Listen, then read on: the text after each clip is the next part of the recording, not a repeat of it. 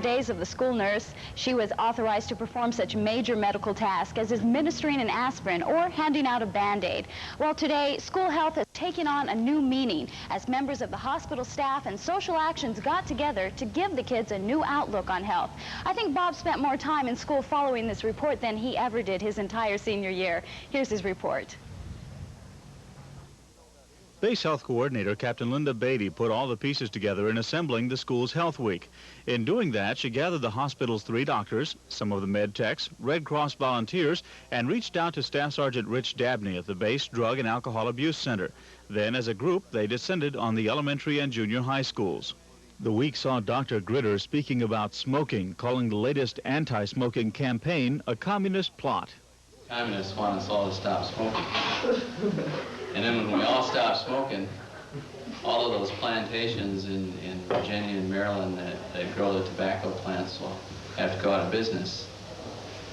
And then instead of growing those big green leafy plants,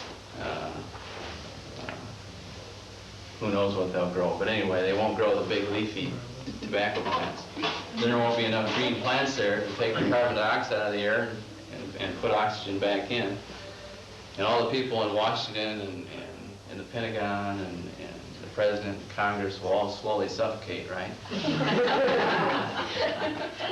So it's all a communist plot. Once the class was at ease and he had their attention, he proceeded to offer some sound medical reasons why smoking was not a good idea.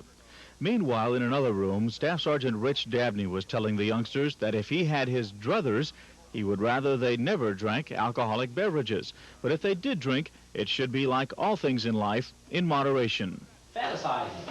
We all like to fantasize. The great escape. You can sit back and someone can be sitting up here talking on and on and on and on, and you can just go. And you can be any place you want to be. You can be anyone you want to be for a few minutes in moderation.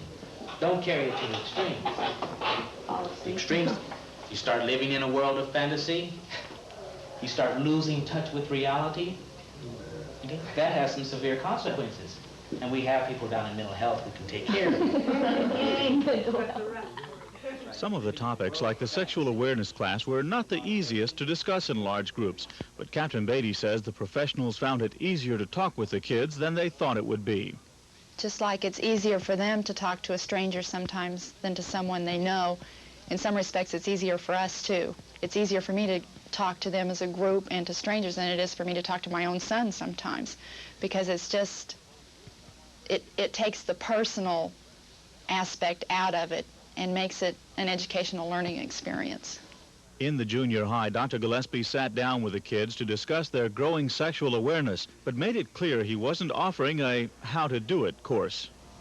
Obviously, I'm not supposed to give you implicit instructions on how to have sexual intercourse because Mom and Dad wouldn't like me to do that. But we're going to talk about the real nitty-gritty and what sex is and some of the things that pertain to being adolescents and sex and teenagers and sex and what you can and can't do and what you should and shouldn't do. I'm not going to moralize to you today, and I expect you to make a lot of those own decisions on your own. I'll bet any math teacher in the world would give a week's pay to get the kind of rapt attention Dr. Gillespie received. A few of the students gave us their reaction to the class while on a short break. I think it's very educational and informs us on a lot of things that we didn't know about before the class. How do you feel sitting in the class with the girls at the same time that the male and female are being discussed? I don't think there's nothing wrong about it because, you know, it's not embarrassing. I don't know, it's just fun, I guess. I don't know. Well, now I know the more scientific parts, you know, say just street stuff.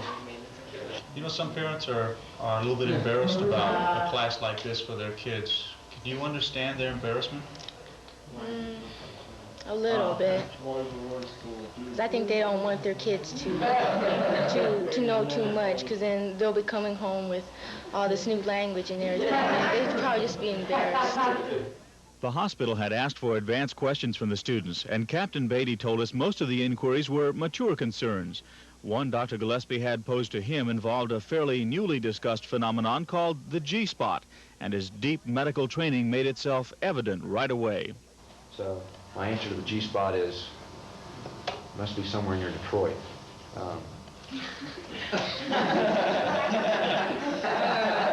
We'll let you guys look for it. Okay. Master Sergeant Dennis Trent's class dealt with some real-life situations that can translate themselves into unhealthy predicaments. We walk into the house and Mom and Dad are sitting there at the table. They look at you and say, sit down, we want to tell you something, we're getting a divorce. Time to go back. Where do you go? Yeah, time to go back out of the house. Let me out of here. Let me out of here. I don't want to hear this. Now, not only are Mom and Dad getting a divorce, but where does that leave you? Okay?